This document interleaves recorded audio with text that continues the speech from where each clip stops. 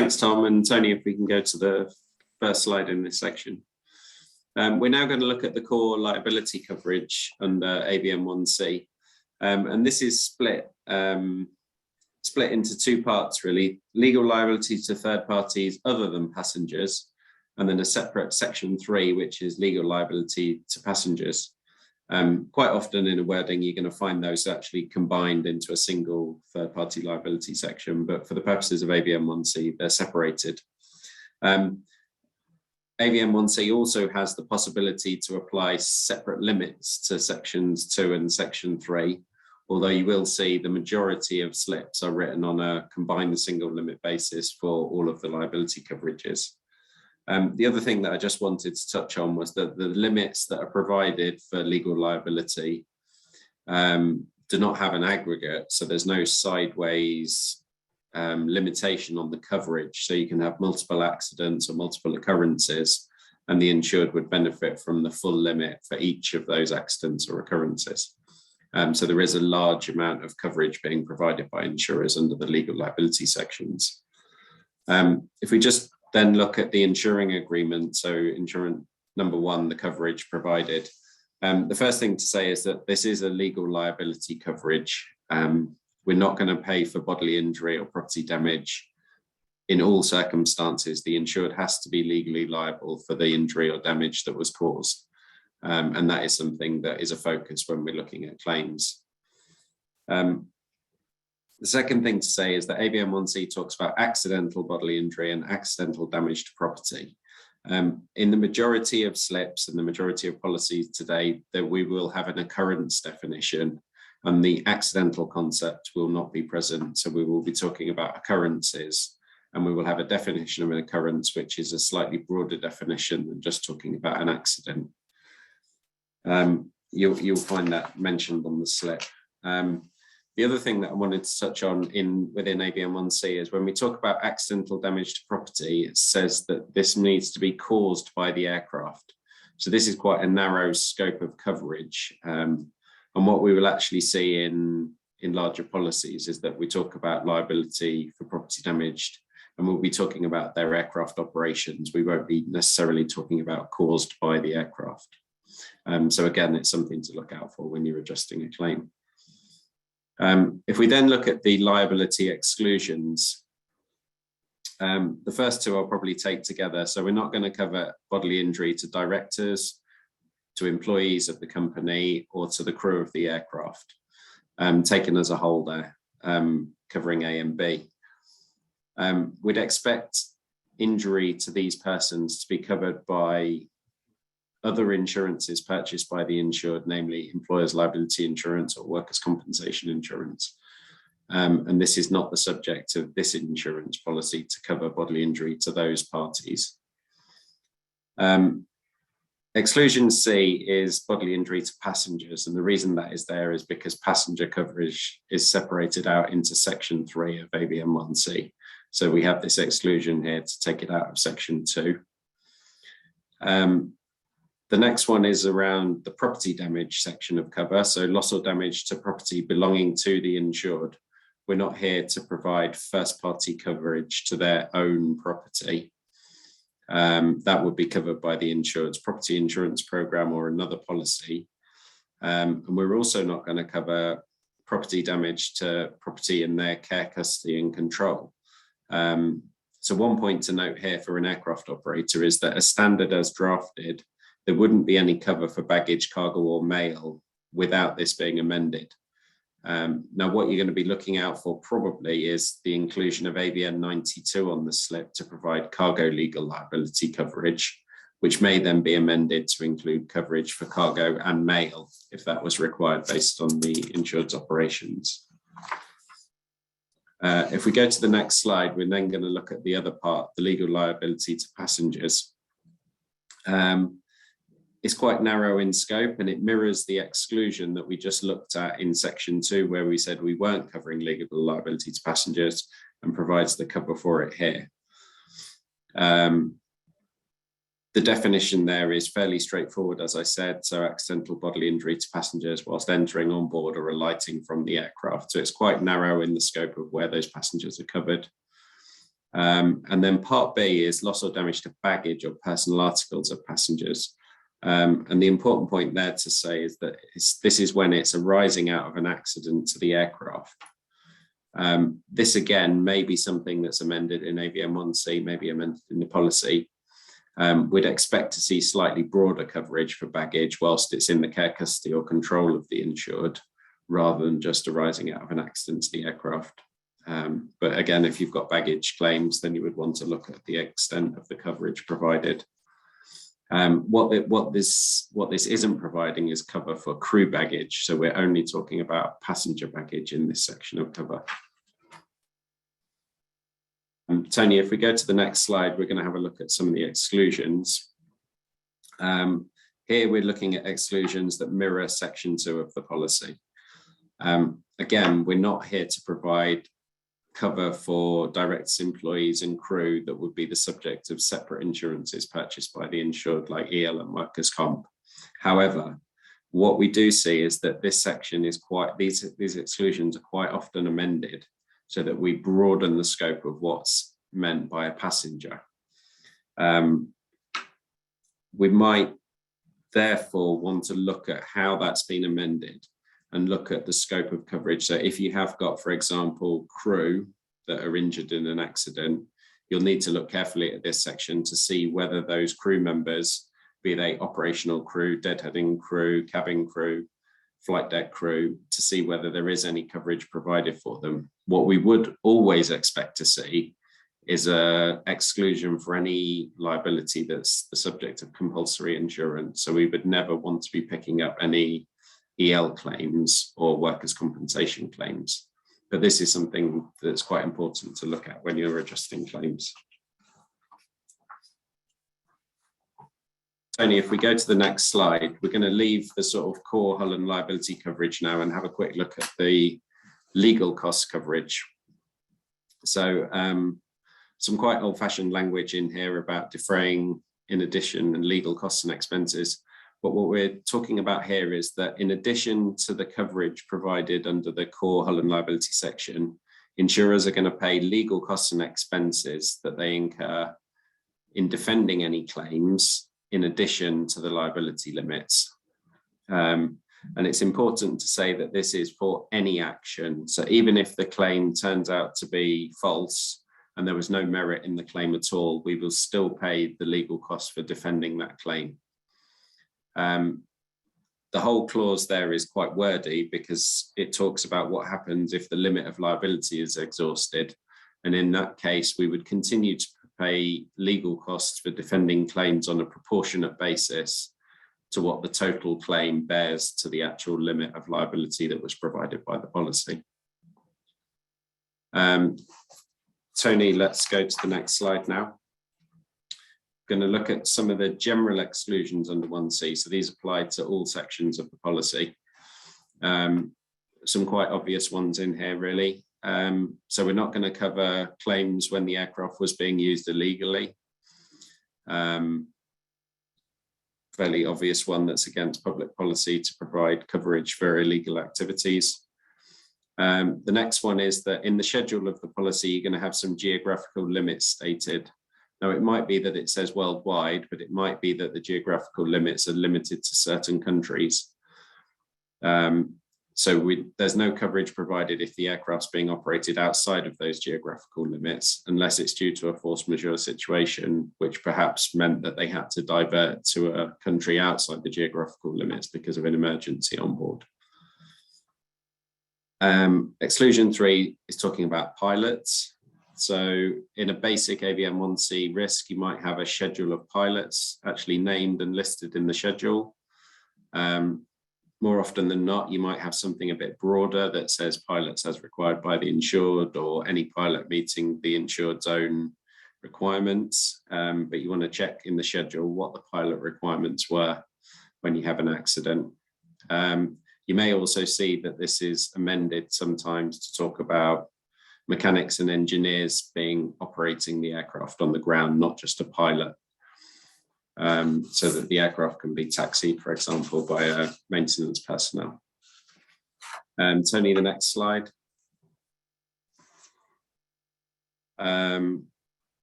So exclusion 4, not going to cover the aircraft if it's been transported by any other means, unless this is a result of an accident.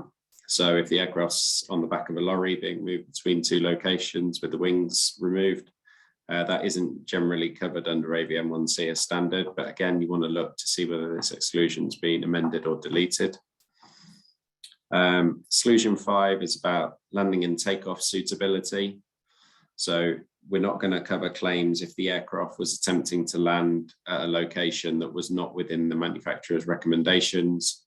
So if it says you need 1,000 feet runway and you've tried to land on a grass strip with 500 feet and the aircraft crashes, that falls into the exclusion number 5. And then number 6 is a blanket contractual exclusion. So we're not going to cover liability that an insured assumes under a contract unless it would have attached to them anyway. Now, this exclusion is always going to be amended to some degree to provide some kind of cover for contractual requirements. So whether that's to include additional insureds, liability provisions, indemnity provisions in contracts. So it's important that you always look at what the contractual provision says in the slip or in the policy to see to what extent contractual provisions are included. Tony, the next slide, please. An exclusion in relation to the number of passengers being carried. So the schedule in AVM1C actually specifies the number of passengers that are to be carried in the aircraft, the maximum number of passengers. If that were to be exceeded, then it would potentially activate this exclusion for any claim. We do sometimes see that this is amended to include babes in arms in addition to the total number of passengers, so they could be included. And then the final one, sort of any other insurance exclusion. So if there's another policy which covers a loss that's also covered by this policy, then this policy would act in excess of the other policy, although you have to look at the provision in the other policy as well to see what that says, because quite often these provisions will say exactly the same thing and both policy will say that they're excess, in which case the insurers would then share the loss. Tony, if we go to the next slide. The general conditions, you can read them all in the pack that Tom circulated, but very briefly, claims control. Insurers always have control of the claims under the policy. We talked a little bit about this before, about insurers having control of a number of things under the policy. Controlling claims is one of them. Subrogation, so the concept that if insurers have paid a loss, they subrogated to the insured rights to pursue a third party if another party was responsible for the loss. The insurers can step into the insured shoes to pursue that claim. There's a variation in risk condition, which under AVM1C provides that you must provide immediate notice to insurers if there's something that varies the risk that's been presented. There's a cancellation provision. In this case, it's a mutual cancellation, so either party can give notice to terminate the policy. In 1C as standard, it's a 10-day notice, although almost always amended to 30 days. There's an assignment provision that states that the insured cannot assign their rights under the policy without insurer's consent. There's a rather old-fashioned provision that says that this is not a marine insurance policy. To cater for the Marine Insurance Act not applying to this contract. There's an arbitration provision which in the clause states that English law will apply to the contract and arbitration would be held in London if the terms of the policy were disputed, although this may be subject to amendment within the slip to another law and jurisdiction applying. There's a 2 or more aircraft condition, which basically says that if you've got more than 2 aircraft on the policy, you get separate cover for each aircraft. There's a limits of indemnity provision, and this concerns if you've got multiple insureds covered by a policy. So if you've got an insured A and insured B and additional insureds, then the limits only apply once. You can't have claims by multiple insureds all accumulating with each other. And then there's a false and fraudulent claims condition, which basically says that false and fraudulent claims, if presented, are not covered. However, this may be amended. For example, in the UK, this provision may be amended to comply with the Insurance Act, which we're not going to get into in detail here. Tony, if we go to the next slide now, please. The last thing is that's kind of finished what I wanted to say about AVN1C. The next thing I just wanted to touch on very briefly was AVN59. If you look at wordings outside of AVN1C and you're looking more at manuscript wordings, quite often you're going to see something called AVN59 on the slip, which is this non-aviation liability clause. So this is basically saying that unless the loss arises from one of these aviation activities listed in 1, 2, 3, or 4, then it's not covered by this policy. And quite often you will see this matched with something called AVS104B, which are general policy exclusions. And between AVN59 and AVS104B, you have the basis of a aviation policy. And this is quite often used as a basis for drafting a manuscript wording. One thing to mention is that AVN59 is sometimes amended to slightly broaden the scope of it. So you might see paragraphs 3, paragraphs 4 amended to make that slightly different and just broaden the scope slightly. So you want to check what's actually in the policy. That's all I wanted to say on this section, I believe. Tony, if we go to the next slide, I think we're on to section 4. Thank you very much, Gareth. And I think just very quickly, I wanted to turn to one of the questions we've been asked. We've had 2 good questions through. And the first deals with the term that you mentioned briefly, which is deadheading. So that's, of course, the carriage for free of airline staff, so own staff, to the next destination or a destination where they will be beginning their duties. So the question here is, what would be the status of an airline crew member traveling on board an aircraft between 2 airports to get to the next shift? So that would be that deadheading concept. Would they be considered an employee/crew or a passenger? Yeah, so the exclusion would only apply to them if they're engaged in the operation of the aircraft. So a deadheading crew member, and anyone else can chip in if they don't believe this to be the case, but a deadheading crew member would be treated as a passenger. Okay. But that might create, so if I can add to that, that might have to be looked at in conjunction with the EL policy of the insured, because although they would be treated as a passenger, or they could be treated as a passenger, the insured may actually be liable to that passenger under their EL insurance. So there would always be a caveat back to the exclusion that Gareth mentioned earlier, that we always exclude employers' liability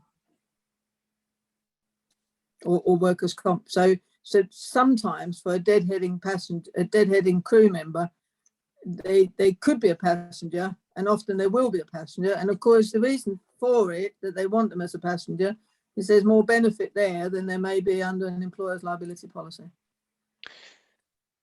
Thank you very much, Yeda.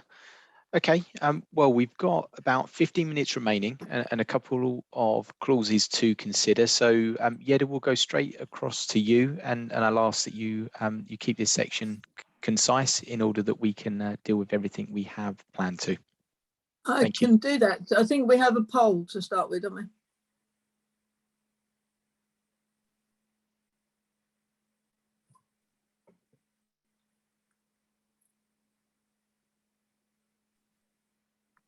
So Yeda, I can perhaps read the poll out to everyone. So, do you think that you understand how aviation hull, all risks and war coverages are connected with AVN 48B in mind? We'll just give a few moments for the responses to start coming in. It's only a yes or a no, so hopefully not too long before we see them.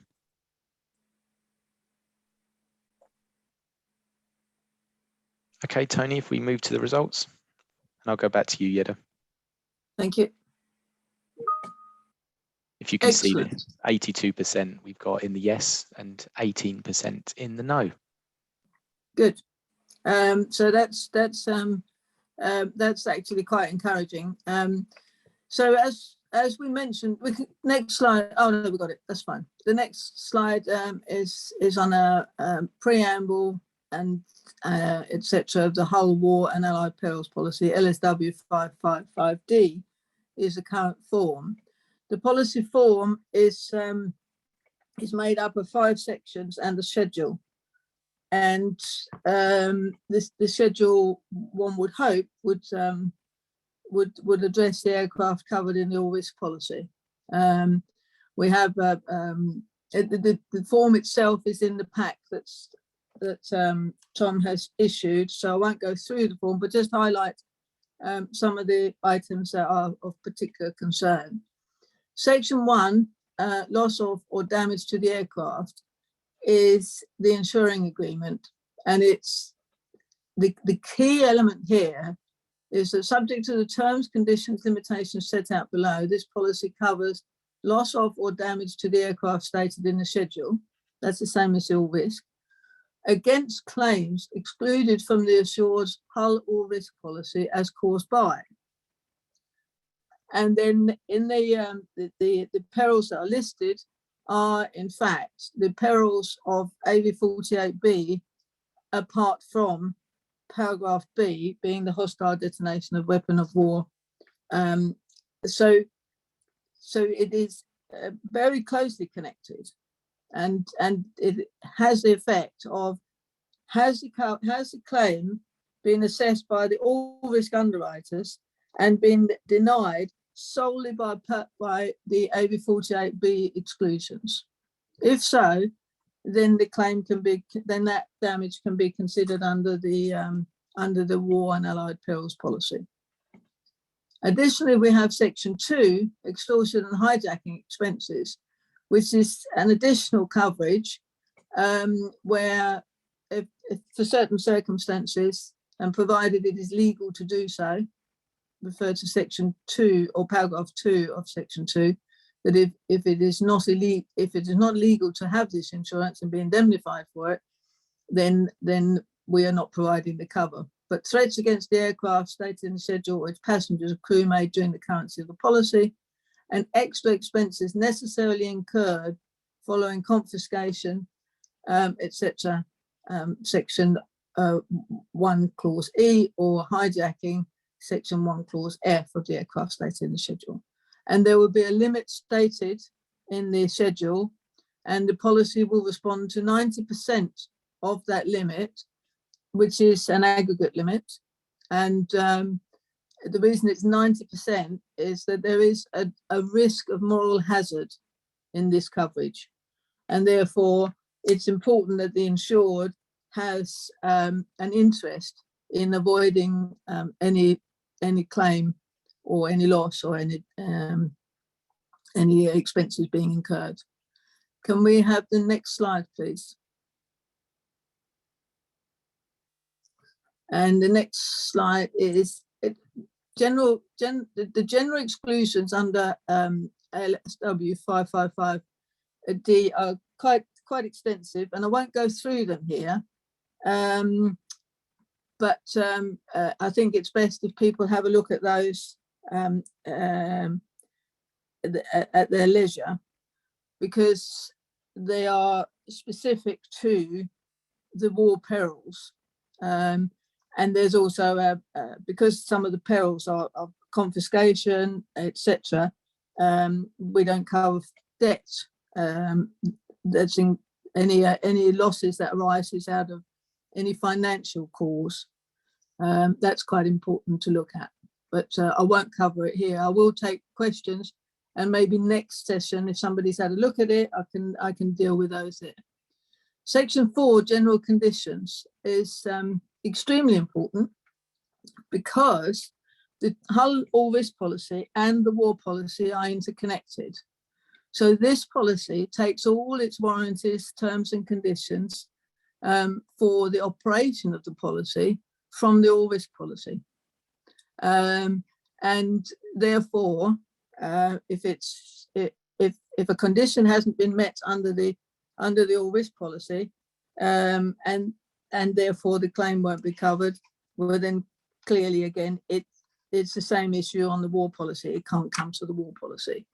And then it's got a very specific material change provision, and it's important that the insured is aware of this material change provision, because it is perhaps even further reaching than the one in the all risk policy, and it's defined. It shall be understood to mean any change in the operation of the assured which might reasonably be regarded by the underwriters as increasing their risk in degree or frequency, or reducing possibilities of recovery or subrogation. And we have to remember that this is because the cover that we are providing under the LSW policy is operating perhaps into areas where there may be difficulties in perhaps getting an aircraft repaired, or even getting the aircraft out. So it's important that if there's a material change, that the insured advises underwriters. Otherwise, we can end up with a dispute at the time of claim. Section 5 is the cancellation revision and automatic termination provisions. Similar to the provisions under the AVN 52E, but we will see here that we have, I haven't listed them again, they're available in the form, but there's 7 days notice to change the geographical limits or the premium that the underwriters can give. This is because, obviously, because we are potentially giving coverage where an area operation can be impaired, insurers need to be able to change the premium or change the geographical limits so that the risk is the premium is commensurate with the risk that's now being introduced. And it's by negotiation. If the insured doesn't want to pay the premium, then the cover can be terminated. Yeah, Doris, I wondered if we could now move on quickly to our poll, and then on to Sophie, just as we're getting towards 5 minutes to close, if that's okay. Sure, okay, I appreciate that. No worries. Excellent.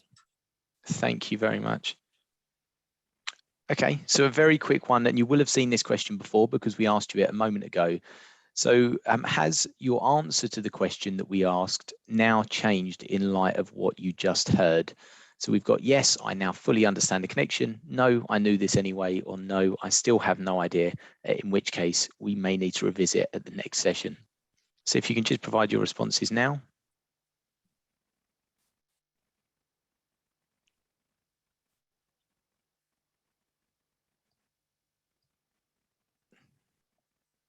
And Tony, we can perhaps now see where we are.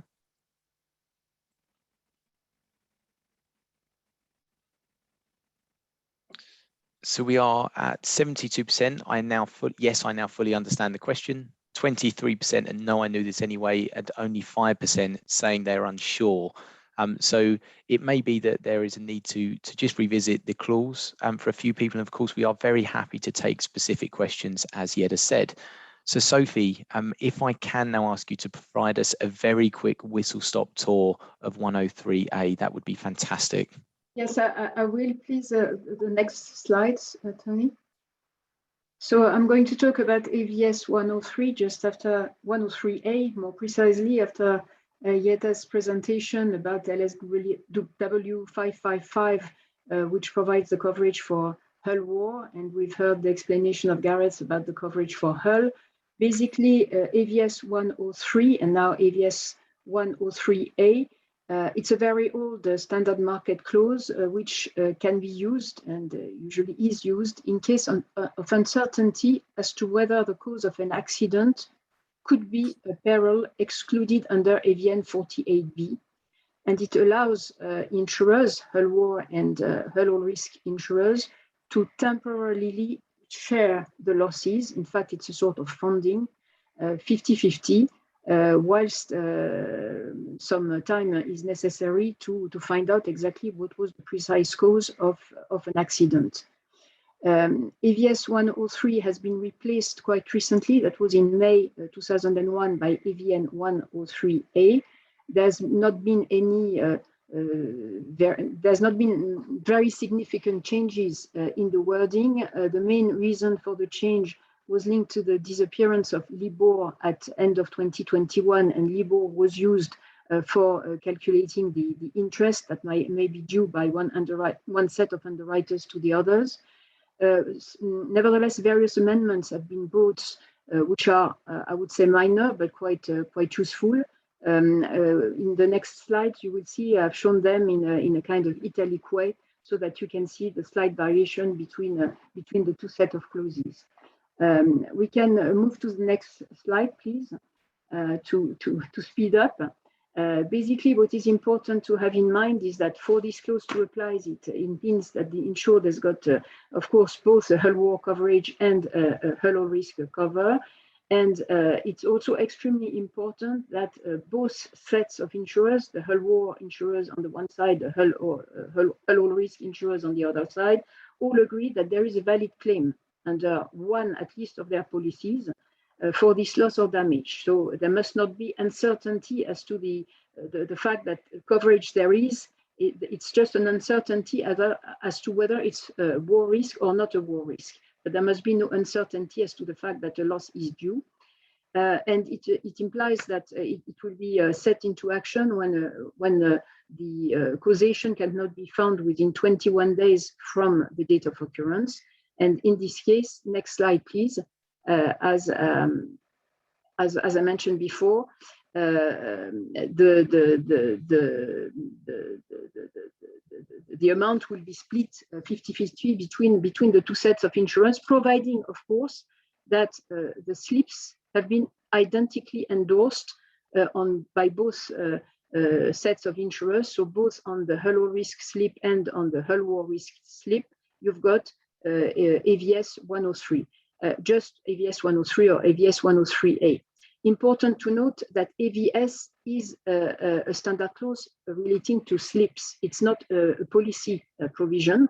So it's really an agreement between insurers. It cannot be opposed to the insured as such. It is really an agreement in favor of the insured to ensure a speedy collection of money by the insured in case there is uncertainty as to the cause of the loss, but it's not part of the policy. It's just a provision in the slips. The mechanism that is in place is, in most instances, in fact, there would be quite quickly a way to find out whether the loss was caused by a war case, terrorism, or something of the sort, or whether it was an whole risk loss.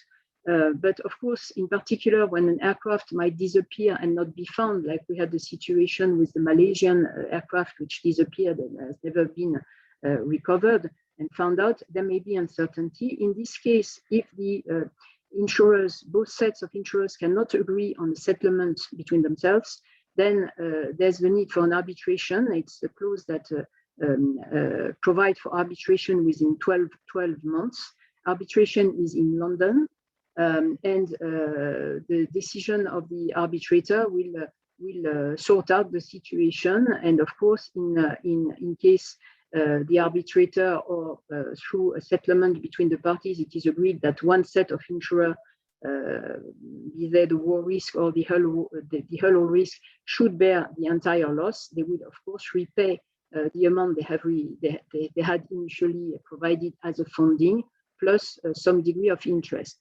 Just one mention that in addition to AVS 103A, there has been also a kind of agreement that has been drafted by LMA, IUA, LIBA, plus the help of legal of a solicitor's law firm for a help for an agreement between the two sets of insurers in case of claim. So there is also a standard agreement that is available to fix, in fact, the rules of the games, and it can slightly alter the provisions of AVS 103A. There might be another slide, but I think we are running short of time, aren't we? So I'm trying to speed as much as possible. just check. Basically, that's just what I said. And of course, also maybe just a precision which might answer a question you might have. What if the amounts involved are not the same in the hull war policy and in the hull roll risk policy? Well, of course, appropriate adjustment need to be done. I think that's it. Tom, are we on time? Well, we are just about. We're a couple of minutes over, but I really appreciate that, Sophie. I think you gave us a fantastic overview of 103, of course, a very important clause.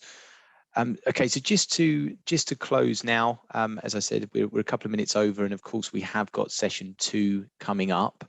Thank you all very much for taking the time to join today. I know it's an hour and a half and a lot of learning. Hopefully you gained some insight from the session. Thank you very much for the questions that were posed. And if you have got any more, please do send them to me, tom.hughes@iua.co.uk. Sorry, I think I've just read an internet address rather than an email address. I think that's just about right. I put it in the chat.